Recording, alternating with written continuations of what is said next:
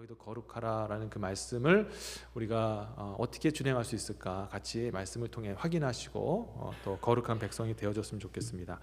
자, 저는 여러분들은 어떤지 모르겠지만 저 같은 경우에는 하루에 2번, 항상 있는 건 아니지만 가끔씩 한 번 있을 때 있고 아니면 없을 때도 있고 아니면 2번 있을 때가 있는데 컨디션이 순간 좋을 때가 있습니다. 언제냐면 잠을 충분히 좀 잤을 때. 그럼 누구나 다 똑같죠. 주무시고 푹 주무시면은 아침에 일어나면 그렇게 상쾌할 수가 없습니다. 저는 물론 여러분도 다 똑같으시겠지만 새벽 4시 반에 이제 기상을 해야 되는데 제가 좀 일찍 자야 되는데 이 밤에 이렇게 좀 야밤에 깨 있는 그런 스타일이라서 좀 늦게 잡니다. 제일 정신이 또랑또랑하기 때문에 이게 잠자기가 참 너무 아까운 거예요, 이 시간에. 그래서 12시 넘어 자기도 하고 그러는데 일어날 시간은 정해져 있고 그러니까 수면이 부족하고 그래서 항상 피곤한 가운데 이렇게 거할 때가 있습니다. 그런데 어느 순간 또 제 아내도 권면해주고 해서 한 10시쯤에 잠을 자면은 그렇게 상쾌할 수가 없어요. 여러분도 아마 똑같지 않을까. 자, 그리고 두 번째로는 이제 목욕을 하거나 샤워를 하게 되면은 참 컨디션이 참 좋아지는 것 같습니다. 저는 체질이 이렇게 좀 추운 거를 너무 이렇게 견디지 못하는 체질이라서 이렇게 뜨거운 물로 샤워를 해야 되는데 샤워를 하고 나서 이제 딱 끝나면은 잠깐이지만 아주 상쾌한 기분이 듭니다. 자, 이렇게 푹 자고 일어나서 컨디션이 좋고 또 샤워도 하고 그래서 깨끗한 그런 상태를 유지할 때 이런 생각이 좀 들었어요. 여러분들 혹시 그런 생각 한 번은 하지 않았을까? 자지 않아도 계속해서 좀 피곤하지 않았으면 좋겠다. 씻지 않아도 깨끗했으면 좋겠다. 게으른 생각인가요? 잘 모르겠습니다. 근데 너무 그 순간이 좋으니까 계속 됐으면 좋겠다라는 생각이 든 걸 고백합니다. 근데 현실은 그렇지 않죠. 조금만 있어도 가만히 앉아 있어도 피곤해집니다. 그렇지 않습니까? 가만히 있어도 숨만 쉬어도 피곤해지고 가만히 있어도 몸에 때가 끼는 거를 어떻게 하겠습니까? 그래서 우리는 우리의 그 건강 상태를 유지하고 깨끗함을 유지하기 위해서 잠을 자야 하고 또 여러분들이 또 씻기도 하고 그렇게 하셔야 되죠. 우리 몸도 이와 같이 매일같이 잠 자야 하고 또 씻고 또 먹고 이런 일들을 해야 한다면 우리의 영혼도 그리하지 않겠냐라는 것이죠. 어쩌면 육신이 더러워지는 것보다 영혼의 더러워짐이 더 빠르고 더 쉽고 더 치명적이라는 것을 혹시 알고 계신지 모르겠습니다. 육신은 피곤하면 잠을 자면 돼요. 몸에 뭐가 묻거나 그러면은 씻어내면 됩니다. 그리고 또 혹시 뭐가 묻을까봐 걱정이 되면은 뭐 보호 장구를 입고 뭐 옷을 입든지 하면 되죠. 그렇지만 영혼은 무방비입니다. 무방비예요. 우리 특별히 눈이라는 것을 하나님이 주셨는데 그 눈이 보고 정말 사물을 판별하기 위해 주신 것이기도 하지만 이 눈을 통해서 악한 것들이 참 많이 들어옵니다. 세상 사람들은 이렇게 얘기를 합니다. 영혼의 창문이 눈이다. 눈이 영혼의 창문이다. 왜냐하면 눈을 들여다보면 그 사람의 그 인격과 그 어떤 모습들이 보이기 때문이죠. 그래서 어떤 사람은 눈이 아주 맑은 사람이 있습니다. 보면은 반짝반짝하고 빛이 나는 그런 사람이 있는 가운데 눈이 이렇게 흐리멍텅해지는 그런 사람들이 있어요. 주일날 특히 예배 드릴 때 이렇게 눈빛이 좀 이렇게 좀 흐려지는 경우가 좀 있는 것 같은데 어쨌든 여러분 이렇게 우리가 눈을 보면서 사람 영혼의 창문이라 얘기를 하는데 저는 다르게 좀 이렇게 해석을 하고 싶어요. 사람의 영혼을 들여다볼 수 있어서 눈이 영혼의 창문이라기보다 세상에 더럽고 추악한 것들이 이 눈이라는 것을 통해서 영혼으로 들어가기 때문에 저는 그것이 또 영혼의 창문이 아닐까라는 생각이 듭니다. 자, 이에 대한 좋은 예시가 예수님이 주셨는데 마태복음 5장 27절과 29절에 기록이 되어 있습니다. 제가 한번 읽어보겠습니다. 또 간음치 말라 하였다는 것을 너희가 들었으나 나는 너희에게 이르노니 여자를 보고 음욕을 품는 자마다 마음에 이미 간음하였느니라 라고 기록이 되어 있어요. 간음하였다, 이건 행위에 대한 얘기죠. 행위를 했다라고 얘기합니다. 아니 이해가 되지 않는데요. 아니 눈으로 보고 마음으로 한 거, 여러분 우리가 어떤 사람의 마음속에 있는 것에 대해서 정죄할 수는 없지 않습니까? 그 마음에 무슨 생각을 하는지 또 그 마음을 가지고 우리가 뭐 악한 생각을 했던 간에 그게 행위로 나타나지 않으면 잘못됐다라고 말할 수 없죠. 그런데 우리 하나님은 우리 마음을 보실 때 우리 마음속에서 죄악된 행위를 상상하고 생각하는 것마저도 이미 죄를 행한 것이다라고 말씀하고 있는 겁니다. 자, 그런데 이게 도대체 왜 이런 일이 일어날까? 그 이유가 있어요. 형상의 원리라는 것 때문에 그런 것인데 저와 여러분들이 뭐 남성이면 여성을, 여성이면 남성을 바라보고 이렇게 아름다운 또 멋있는 모습을 보고 마음에 담으면 그것이 그냥 사진처럼 남고 사라지는 것이 아니라 희한하게 상으로 눈을 통해서 담은 그 형상이 우리 마음속에 들어오게 되면 살아 역사하는 인격체처럼 변화하게 된다는 거예요. 그래서 그런 어떤 오늘 본문에 나와 있는 것처럼 어떤 여성의, 어떤 멋진 남성의 모습이 내 안에 들어오게 되면 그것이 살아 역사하는 인격체처럼 되어서 말을 걸기도 하고 나와 대화도 하기도 하고 그렇게 되는 거예요. 그래서 하나님 보실 때는 그렇게 마음속에 이루어진 그 형상으로 어떤 부적절한 어떤 생각과 대화와 그런 어떤 행동까지 나아가는 것이 하나님 보실 때는 행위를 한 것과 똑같다라는 것을 말씀하고 있는 겁니다. 여러분, 이런 형상의 원리는요, 사람의 어떤 눈으로 보는 그런 이성에 대한 것뿐만 아니라 우상도 마찬가지 아닙니까? 여러분, 우상을 지금 제가 물컵을 들고 있지만 이 우상의 형상을 만든 사람도 압니다. 이건 내가 만들었고 이건 나무이고 돌뿐이야 라는 것을 알고 있죠. 그런데 문제는 뭐냐면 이 나무이고 돌인 이 형상이 우리 눈을 통해서 들어오게 되어지면 그것이 움직이고 역사하는 그런 인격체로 역사하는 거예요. 그래서 하나님께서 우상을 보면 뭐라고 말씀하셨냐면 과감하게 때려 부수라고 얘기합니다. 눈에 들어가지 않도록 아예 가루로 만들어라 라고 얘기하신 거예요. 이스라엘 백성들이 하나님 앞에 결국에는 심판을 받은 이유가 뭐냐면 회개하고 또 넘어지고 또 회개하고 그런 과정을 거쳤지만 그러나 결국엔 심판을 받은 이유나 그들이 그 우상을 끝까지 그 세워놓은 우상을 위해서 섬겼던 그 단상들을 부서뜨리지 않았기 때문입니다. 그 단상을 또 눈으로 보니까 그것이 마음속에 들어오게 돼서 하나님을 대적하는 우상으로, 인격화된 우상으로 역사하기 때문이라는 거죠. 여러분, 말도 그렇고요. 그리고 또 우리 모든 그 느끼는 것도 다 똑같아요. 여러분, 말도 우리 귀에 들리게 되면요, 그것이 인격으로 역사합니다. 하나님의 영이 없으신 그런 사람들, 아니면 혹시나 하나님 백성이지만 사탄의 그런 미혹을 받아서 참소하는 말을 하는 사람들이 있잖아요. 보면 A하고 B라는 사람이 있는데 잘 지내는 사람인데 제 C라는 사람이 나타나가지고 아니 A한테 얘기합니다. B가 너에 대해서 이렇게 얘기하더라. 근데 그거 확실하지 않잖아요. B한테 직접 들은 얘기도 아니고 눈으로 본 것도 아닌데 C가 자기가 생각해서 그런 것 같아서 A에게 찾아가가지고 B가 너를 참소하더라, 이런 얘기하더라, 내가 볼 때 이런 의도로 하더라.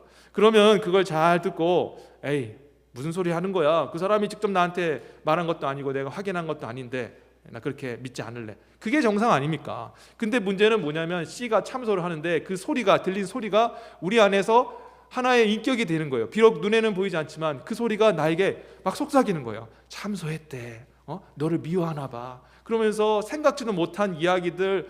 그러다 보니까 혼자 안에서 그냥 그 사람이 흘려서 보낸 사실도 아닌 그런 이야기를 듣고 혼자 격분해가지고 어느 날 와가지고 A가 B한테 가서 당신이 이럴 수 있어? 나한테 왜 이렇게 그럴 수 있어? 그러면 B는 황당한 거죠. 도대체 내가 뭔 얘기를 했고 뭔 잘못을 했느냐. 여러분, 바로 이겁니다. 모든 것이 다 그래요. 듣는 거, 그리고 보는 거, 느끼는 거, 그것들이 정말 거룩한 것이 들어와야 되는데 그것을 눈이라는 그 창구를 통해서 무감각하게 그렇게 들어오는 거예요. 그러니까 여러분, 우리는 보는 것, 듣는 것, 그리고 또 말하는 것, 그 모든 것들을 조심해야 되고 세상에 있는 것이라고 해서 보이는 대로 다 보고 들리는 대로 들어서는 안 되는 거예요. 구별해야 됩니다. 그래서 그 구별하는 게 무엇이냐, 정말 하나님의 것으로 잘 듣고 거룩한 것으로 채우는 것이 뭐냐, 바로 거룩이다. 그것이 거룩을 추구하는 삶이다라는 겁니다. 이 거룩이라는 단어가 히브리어로 카도시라고 얘기를 하는데 이 단어의 뜻이 뭐냐, 뭐뭐로부터 구별되다, 분리되다라는 뜻을 가지고 있어요. 그냥 막 받아들이는 게 그게 아니라 분별해서 하나님이 기뻐하시는 것들을 구별하여서, 세상이 그렇게 다 그렇다고 해서 내가 다 그러니까 나도 그냥 받아들이려 하는 것이 아니라 분별해서 거룩함으로 지켜나가는, 그게 거룩이라는 것입니다. 여러분, 그래서 사도 바울이 데살로니가전서 5장 23절에서 이런 기도를 올렸어요. 평강의 하나님이 친히 너희로 온전히 거룩하게 하시고 너희 온 영과 몸과 혼이 우리 주 예수 그리스도에 강림하실 때 흠없이 보존되기를 원하노라. 아멘. 저의 소망이기도 하고 목회자된 그 사도 바울도 똑같은 소망일 거예요. 예수님이 오시는 그날에 여러분들이 하나님 주셨던 그 거룩한 모습과 또 마음을 온전히 유지해서 예수님 보실 때 가장 최상의 아름답고 영광스러운 거룩한 모습으로 서게 되는 것, 그게 사도 바울의 소원이고 또 오늘 여러분들을 섬기는, 목회자로 섬기는 저의 기도 제목이기도 합니다. 저는 우리 모든 성도님들이 예수님 오시는 그날 정말로 아름답고 온전하고 고결하고 거룩한 모습으로 예수님을 맞게 되시기를 주의 이름으로 축원드립니다. 아멘. 여러분, 이런 기도 제목으로 간절히 하고 있어요. 근데 왜 이런 기도 제목을 주었는가? 사도 바울이 자기도 경험해보고 보니까 너무나도 많은 더럽고 추한 것들이 눈을 통해서, 모든 감각을 통해서 사람들의 영혼에 들어와서 그것이 우상이 되어지고 거룩함을 훼손하더라는 겁니다. 그래서 성도들이 믿음에서 떨어지게 되고 또 무너지게 되어지고, 그런 모습을 보면서 안타까웠던 거죠. 예수님 보실 때 모두가 다 가장 온전한 모습으로 뵈야 될 텐데 우리가 이렇게 무너지고 또 넘어져서 되겠는가? 절대 그러지 않았으면 좋겠다라는 소망의 마음을 가지고 기도했던 것이죠. 여러분, 그래서 우리가 거룩한 삶을 우리가 추구해야 되는데 많은 분들이 거룩의 삶에 대해서 거부감을 느껴요. 왜냐하면 거룩함에 이르기 위해서는 뭔가 힘들고 어려운 고행을 해야 된다라고, 그렇게 괴로움 가운데 가야 된다라고 생각하기 때문이다. 왜 그렇게 생각하느냐 보니까 사람들 생각에 거룩함이면 뭔가 어려움을 겪고 고행을 겪어야 하는 것을 생각하시면서 이 옛날 중세의 수도자를 이렇게 생각하는 경우가 있기 때문에 그런 것 같습니다. 중세의 그 수도자들, 그 많은 수도승들이 이 고행을 했습니다. 어려운 일도 하고 막 죽도록 힘든 일도 하면서 그렇게 나갔는데, 그들이 거룩함을 추구하기 위해서라기보다 그들은 그런 일을 한 이유가 예수 그리스도의 고난의 신비에 동참하기 위해서였습니다. 사도 바울이 예수 그리스도의 고난에 나는 동참한다, 정말 그 어떤 것보다 귀한 것이 바로 예수님의 십자가의 그 고난에 동참하고 그 십자가 안에서 나타나는 생명을 경험하는 것이 정말 기쁜 일이다. 그래서 나도 십자가의 그 길을 걸어간다 하니까 그 후배되었던 많은 믿음의 사람들이 고난의 길을 간 거예요. 일부러 몸을 힘들게 하고 노동을 어렵게 해가지고 그렇게 가난한 그런 삶을 살면서 고난의 길을 겪었던 것이죠. 자, 그런데 여러분, 만약에 하나님께서 정하신 그 거룩함이 이러한 고난과 이 괴로움을 통해서만 가게 된다면 의지가 대단한 사람, 그리고 그 길로 가겠다고 하는 사람들에게만 거룩함이 주어지지 모든 사람들에게 거룩함이 주어지는 건 아니지 않습니까? 근데 레위기 11장 45절에 오늘 사도 베드로도 인용했던 말씀이지만, 나는 너희의 하나님 되려고 너희를 애굽 땅에서 인도하여 낸 여호와라, 내가 거룩하니 너희도 거룩할지어다 라고 말씀하시면서 거룩에 대한 명령을 어린아이부터 시작해서 어른에 이르기까지 의지가 대단한 사람과 대단치 못한 사람, 모든 사람들에게 거룩하라 라고 명령을 하셨다는 것을 여러분 기억해야 돼요. 그 말은 무엇이냐? 거룩해지는 것이 어떤 특별한 의지가 대단한 사람, 헌신한 사람만 주어지는 것이 아니라 모든 사람들이 거룩에 이를 수 있다라는 것을 말씀하는 겁니다. 거룩함에 들어갈 수 있는 것이 그 방법이 쉽다라는 거예요. 할 수 있으니까 거룩해지라고 말씀하는 거 아니겠습니까? 그러면 어떻게 해야 거룩함에 이룰 수 있을까? 아주 간단합니다. 여러분 기억하셨으면 좋겠어요. 거룩하신 하나님 안에 들어가면 거룩해지는 줄 믿으시기를 바랍니다. 아멘. 이거예요, 이거. 다른 거 아닙니다. 거룩하신 하나님 안에 우리가 들어가면, 하나님 안에 속하게 되면 하나님의 그 거룩하심을 우리도 입어서 거룩하게 되는 거예요. 예, 아주 쉽습니다. 원리가 너무 간단하죠. 여러분, 그래서 그 원리가 뭐냐면요, 빛의 원리와 같은 거예요. 지금 우리가 이렇게 빛이 들어오고 있습니다. 빛이 들어옴으로 인해서 어두움이 사라졌죠. 안 보이던 것이 빛이 들어오면 보이게 되는 것입니다. 똑같은 거예요. 여러분, 빛이 임하면, 거룩의 빛이 비치면 우리 안에 있는 이 더럽고 추한 그런 생각들, 육력들, 죄짓고자 하는 그런 마음들이 눈 녹듯이 사라집니다. 우리 마음속에 걱정과 두려움과 불안과 초조, 그리고 시기하고 질투하고 미워하고 증오했던 정말 온갖 더러운, 하나님 기뻐하지 않는 것들이 그 거룩의 빛이 비춰지기 시작하면 그냥 사라져 버립니다. 이게 거룩의 원리라는 거예요. 하나님 안에 들어가면 되는 거예요. 하나님 안에 들어가면 해결이 되는 거예요. 자, 그러면 우리가 하나님 안에 들어가기 위해서는 어떻게 해야 될까? 첫 번째는 우리에게 보내주신 성령을 더욱더 붙들고 성령 안에 더 거하면 되는 겁니다. 갈라디아서 5장 16절에 사도 바울이 선언했어요. 내가 이르노니 너희는 성령을 쫓아 행하라, 그리하면 육체의 욕심을 이루지 아니하리라. 아멘. 성령을 쫓아 살면은 육신의 욕심을 이루지 아니한다라는 건 뭐냐? 육적으로 살아갈 수가 없다라는 거예요. 성령 안에 거하면, 성령을 쫓아 행하면. 자, 그러면 성령을 쫓아 행한다는 게 도대체 뭐라고 제가 말씀드렸습니까? 한 2, 3주 전에 설교를 통해 말씀드렸죠. 자, NIV 성경에서는 set your mind to 누구예요? 바로 Holy Spirit. 성령에게 마음을 고정하는 거예요. 우리에게 주신 자유의지, 우리는 자유의지를 가지고 하나님의 형상으로 지음받은 저와 여러분들에게는 자유의지가 있어요. 그래서 내가 이것을 선택할 수 있고 저것도 선택할 수 있습니다. 행동의 영역뿐만 아니라 우리의 영혼의 그 생각의 영역과 영혼의 그 결정까지도 할 수 있어요. 내 마음속에 사탄이 주는 죄악된 그런 악하고 추한 것들, 막 그런 기뻐하지 않는 것들이 내 안에 있을 때 그것을 붙잡을 수도 있고, 아니면 내가 거룩하신 성령을 붙잡을 수가 있다는 거예요. 그래서 우리가 그 성령을 set our mind onto Holy Spirit, 성령께 붙잡고 성령을 우리가 구하면서, 성령님 당신을 따르길 원합니다, 하나님 내가 성령을 구합니다, 당신의 은혜를 간구하기를 원합니다라고 붙들 때에, 그때에 그 우리의 결단을 보시고 성령이 어떻게 하시느냐, 충만함으로 반응해 주시는 줄 믿으시기를 바랍니다. 우리 하나님은, 우리 보내주신, 하나님께서 보내주신 성령님은요, 우리가 주님 앞에 구하면 성령님 도와주십시오, 성령님 사모합니다, 성령님 도와주십시오, 따르길 원합니다라고 입으로 고백하고 마음으로 바라기만 하면 너무너무 정말 그 말씀을 기대했던 것처럼 바로 즉각으로 반응해 주시고 우리에게 성령의 충만함을 역사해 주세요. 성령의 충만함, 충만하는 게 무슨 뜻입니까? overflowing이라는 뜻을 가지고 있잖아요. 성령의 거룩하신 그 영광과 거룩의 빛을 우리 마음속에 풍성하게 빛이 확 비추면서 우리의 마음을 보존해 주신다는 겁니다. 사랑하는 성도 여러분, 여러분에게 주어진 그 자유의지를 성령을 붙들고 성령을 의지하는데 사용하시기를 다시 한번 주의 이름으로 축원합니다. 그리할 때 그 성령을 통해 그 거룩의 빛이 여러분의 영혼 가운데 비춰서 거룩 가운데 들어갈 수가 있는 것이죠. 자, 두 번째로 우리가 거룩함 가운데 들어가기 위해서는 하나님 주시는 말씀을 여러분 마음속에 반드시 심어야 됩니다. 요한일서 3장 9절에 사도 요한이 다시 한번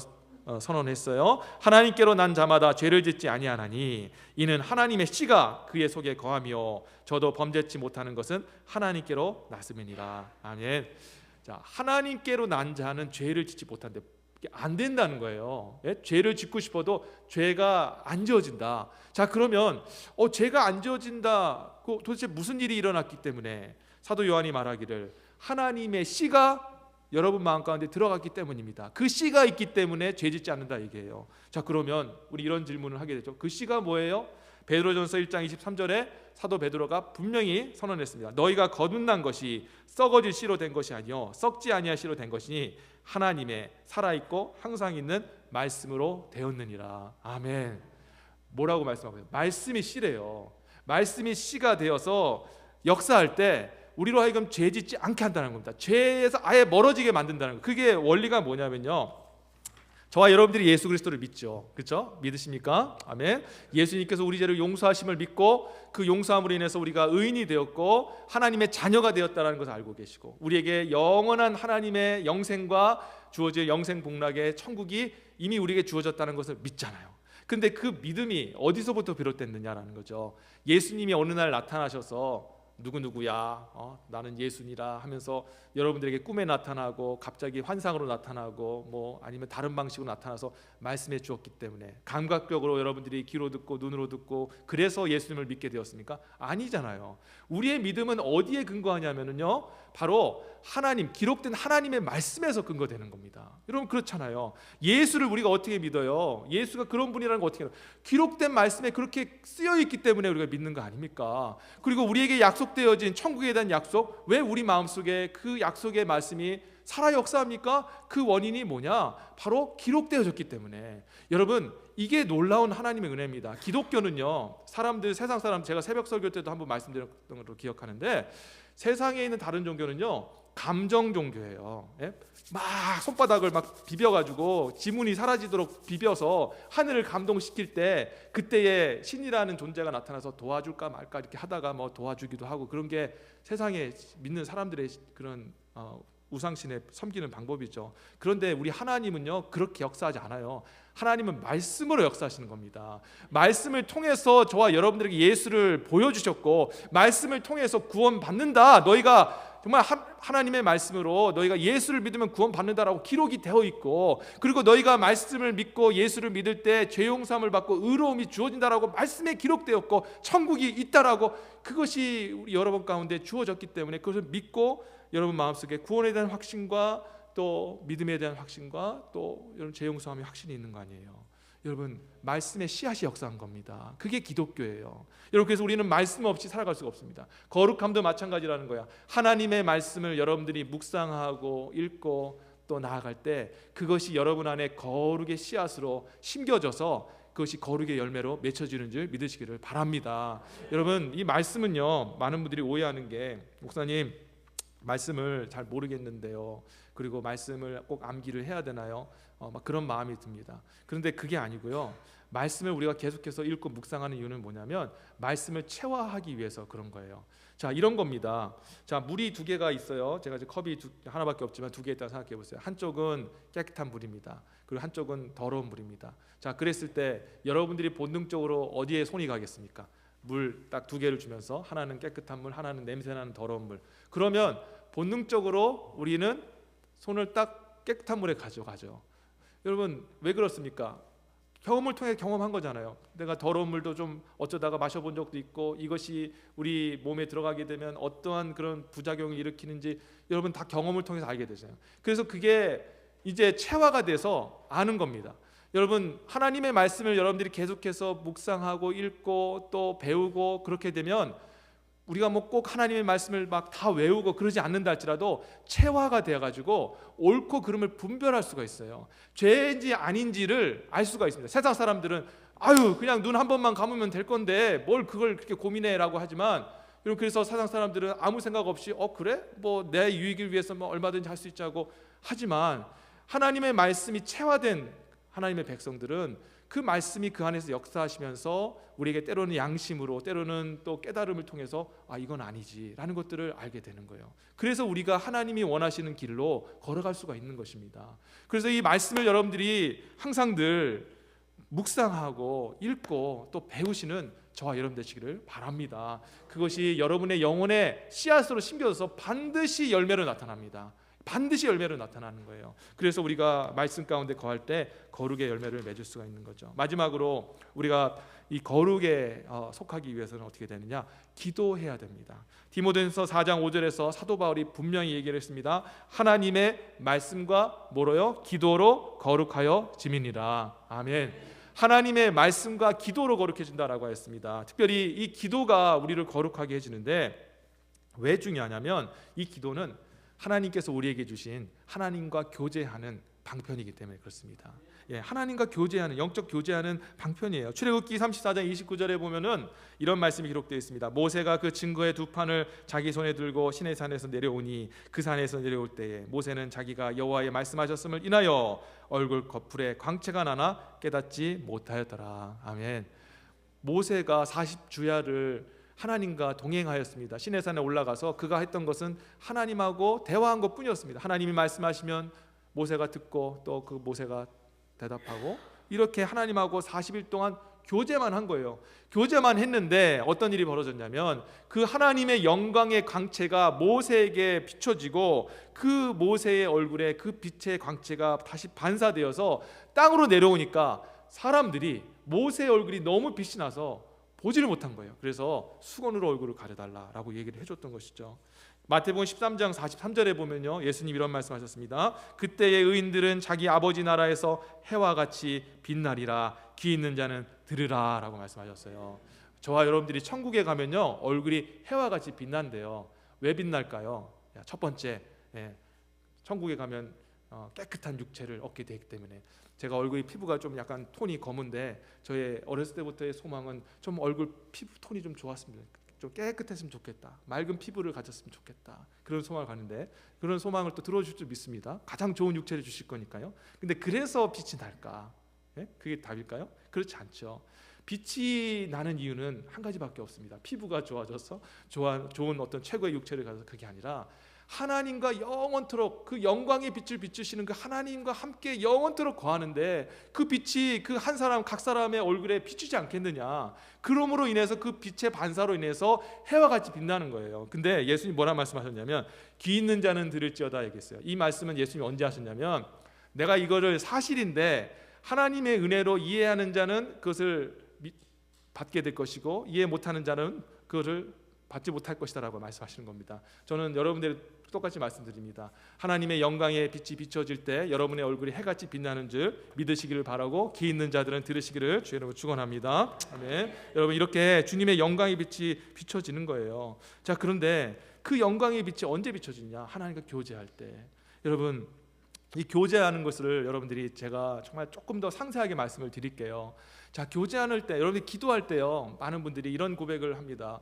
목사님, 기도를 5분만 해도 할 말이 없어요. 제가 그냥 아는 거 다 쏟아부어도 할 말이 없습니다. 더 이상 또 주님께서 바로 음성도 안 주시고, 그래서 저는 자리를 털고 일어납니다. 얘기를 합니다. 근데 잘 들어보십시오. 사람과 사람의 교제는 말을 통해서 하잖아요, 그렇죠? 그래서 내가 무슨 말을 하면은 그 사람이 듣고, 또 이야기를 하면은 그 말을 들으면서 나 이런 얘기 해야지 하면서 티키타카. 제가 오전 1부 얘기 때 타카키타카 했다가 좀 지적당했습니다. 티키타카라고 하더라고요. 타카키티가 아니라 이제 그렇게 서로 오가면서 막 그렇게 이야기를 하면서 대화가 이루어지잖아요. 그게 인간의 대화입니다. 근데 그 인간의 대화를 하나님과의 관계에서 연결을 하면 안 돼요. 하나님 직접 음성을 드시기도 하지만 하나님은 모든 방편을 통해서 우리가 말씀하시거든요. 우리가 좀 찾아야 될 그런 의무가 있습니다. 하나님이요, 기도할 때 여러분들이 여러 가지 하고 싶은 얘기도 있고 또 떠오르는 생각들이 있을 거 아니에요. 어쩔 때는 갑자기 기도하다가 고민했던 그 고민이 생각나고, 또 어쩔 때는 또 상처받았던 상처들이 울컥 올라오기도 하고, 막 여러 가지 막 잡다한 생각들이 들어옵니다. 그러면 여러분들이 그렇게 얘기하죠. 오늘도 기도를 망쳤나 보구나, 이상한 잡다한 생각이 나를 힘들게 하는구나 라고 생각하는데, 그게 아니라는 거예요. 그런 생각이 들 때 여러분들이 어떻게 하시냐면, 성령님 나에게 알려주십시오. 왜 내게 이런 뜻을 주셨습니까? 왜 내게 이런 말씀을, 이런 것들을 보여주십니까? 라고 물으라는 거예요. 그리고 그것을 붙들고 구하면서, 하나님 왜 그럴까요? 제가 설교를요, 지금 목사니까 당연히 해야겠지만 전도사 때부터 지금까지 거의 한 20년을 목회했는데 세 보니까 얼추 막 한 6천, 7천 편 설교를 해요. 근데 제가 저뿐만 아니라 모든 목사님 다 그렇게 하셨죠. 근데 제가 이 설교를 준비하면서 항상 신비가 뭐냐면, 저 스스로 느끼는 게 뭐냐면, 매주일마다 어떻게 이렇게 하나님의 말씀을 이렇게 주실까? 물론 겹치는 것도 좀 있긴 있겠지만 그래도 새로운 말씀을 주시기도 하고, 그 말씀을 어떻게 그렇게 준비하게 하실까? 제 능력으로는 불가하거든요.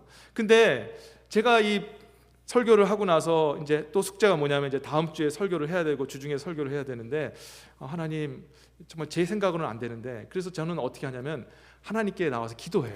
기도의 자리, 특별히 새벽 기도 때 나와서 기도를 하고, 주님, 우리 성도님들한테 말씀을 전해야 되는데 이번 주 말씀을 무엇을 전하면 좋겠습니까? 그런데 희한하게도 막 아까 말씀드린 것처럼 이런 생각도 나고 저런 생각도 나고 막 하는데, 그때 집중하여서 주님 알려주십시오. 왜 이것을 생각나게 하셨습니까? 근데 오늘 말씀을 전하는데 제 삶 속에 거룩지 못한 부분들을 생각나게 하신 거예요. 그래서 주님 왜 제게 이런 말씀을 주십니까? 그랬더니 하나님께서 딱 마음에 주시는 마음이, 네가 거룩함에 대해 설교하라. 그래서 제가 그때 그 마음을 붙들고 말씀 본문을 찾아가지고 설교를 이렇게 치는데, 정말 더 놀라운 것은 이 설교를 준비하는 게 제가 능력이 있고 대단하고 똑똑해서 그런 것이 아니라, 여러분 하신 분도 경험해 보신 분 아신 분도 계시겠지만, 그냥 알려주세요. 그냥 설교를 시작하고 이제 작성을 시작하면은 제 안에 성령께서 무슨 말씀을 해야 될지를 쫙 그냥 들려주세요. 그게 신비입니다. 근데 그거는 기도해 보신 분은 알지 않습니까? 우리 장로님 오늘 기도하셨는데 원고도 안 보시고 막 기도하셨잖아요. 근데 그게 하나님 주신 영감으로 하신 거잖아요. 그렇죠? 아닙니까? 예. 영감으로 하신 거예요. 그렇게 할 수가 없어요. 사람의 지혜로 하면은 막 떠듬떠듬하고 막, 그런데 영감으로 하신 거예요. 이게 어떻게 된 일이냐? 성령이 우리 장로님과 함께 하시기 때문에 성령의 말하게 하심으로 말하게 한 거예요. 여러분, 이게 뭡니까? 바로 하나님께서 교제한 것에 대한 하나님 주신 베푸는 은혜 아닙니까? 여러분, 제가 말씀드린 요점이 뭐냐면요, 기도하는 걸 포기하지 마시라는 거예요. 하나님은 우리가 생각하는 우리 인간의 방식으로 이야기하시고 티키타카하는 방식으로 말씀하시기도 하지만, 여러 가지 방편을 통해서 상상력도 이용하시고, 또 때로는 내 과거의 생각도 이용하시면서 그렇게 말씀하시는 겁니다. 우린 그걸 민감하게 붙들어야 돼요. 열왕기상 19장 11절과 12절에 보면은요, 엘리야 선지자가 이렇게 하고 있습니다. 여호와께서 가라사대 너는 나가서 여호와 앞에서 산에 섰으라 하시더니 여호와께서 지나가시는데 여호와의 앞에 크고 강한 바람이 산을 가르고 바위를 부수나 바람 가운데 여호와께서 계시지 아니하며 바람 후에 지진이 있으나 지진 가운데 여호와께서 계시지 아니하며 또 지진 후에 불이 있으나 불 가운데로 여호와께서 계시지 아니하더니 불 후에 세미한 소리가 있는지라. 아멘. 엘리야 선지자 어떤 사람입니까? 불의 선지자 아닙니까? 막 기도했더니 바로 즉시로 하늘에서 불이 떨어지고 그런 대단했던 사람인데, 근데 그가 영적으로 무너지고 나서 하나님을 찾으려고 그러는데 하나님의 음성이 안 들리는 거예요. 그래서 호렙산에 도망가서 굴 속에 깊이 서 있는데 그때 하나님 음성을 들으려고 애썼습니다. 자, 그때 하나님께서 하나님 산에 서라고 음성을 주시면서 여호와께서 지나가시면서 크고 강한 바람 소리를 들으셨어요. 막 후 하면서 막 바람 소리 들릴 때, 그때 일반적인 사람 같으면은 바람이 부는구나, 오늘 날씨가 굽겠구나 그러고 넘어갔겠죠. 그런데 이 엘리야는 어떻게 했냐면, 하나님 이 바람 소리 들리는 바람 소리에서 당신의 음성을 듣게 해주십시오라고 바람 소리에 귀를 기울인 거예요. 근데 못 들었어요. 자, 그러자 바람이 지나가고 산을 가르면서 바위가 부서집니다. 바위가 막 갑자기 떨어지면서 땅에서 쩍 하고 갈라지는데, 산사태가 일어났구나. 그렇게 넘어간 것이 아니라, 주여 지금 바위가 터졌는데 이 터진 바위 속에서 주님이 어떻게 저에게 말씀하시렵니까? 주님 음성을 들으십시오. 그 바위를 집중했던 거예요. 자, 그런데 바위가 터지고 또 그 깨어진 지진이 난 후에 그 지진 소리가 나고 그 지진 깨어진 땅에서 불이 흘러나왔어요. 자, 그러면서도 거기 집중한 겁니다. 땅이 흔들리면서 아마 막 흔들리니까 이렇게 얘기했죠. 하나님 주의 음성을 들려주십시오 하면서 이렇게 흔들리면서 들었겠죠. 자, 그랬는데도 안 들렸던 거예요. 근데 불이 지나고 나서 세미한 음성, 정말 하나님 음성 듣기 위해서 집중했는데 세미한 음성 가운데 엘리야야 엘리야야 하는 음성이 들렸던 거예요. 근데 그 음성을 붙잡은 겁니다. 주님 들립니다. 주님 엘리야라고 말씀하시는 당신의 음성이 들립니다. 그러자 그 주님과의 주파수가 딱 연결되자 갑자기 어떤 일이 일어났어요? 주님의 음성이 볼륨업이 된 거예요. 볼륨업이 되었어요. 그러면서 엘리야야, 이제 내가 다시 너를 일으켜 세우기를 원한다. 내가 너에게 사명을 줄 터니 너의 제자 엘리사에게 기름을 부어서 사명을 인계하고, 그리고 아람 왕에게 그 다음 왕에게 기름을 부어서 하나님의 일들을 감당하게 하라 하고 사명을 준 거예요. 그러자 어떻게 되었습니까? 그 세미한 음성 가운데 하나님의 음성을 들은 그 엘리야, 다시 한번 그 인생 마지막 때 소명을 받은 그 엘리야가 다시 한번 힘을 내 가지고 일어나지 않습니까? 그래서 그 다시 한번 그 하나님 계신 그곳으로, 부르신 그곳으로 멋지게 달려가는 그런 인생 살지 않았나요? 사랑하는 성도 여러분, 우리가 포기하지만 않으면 주님이 여러분 가운데 그 음성을 들려주시는 줄 믿으시기를 바랍니다.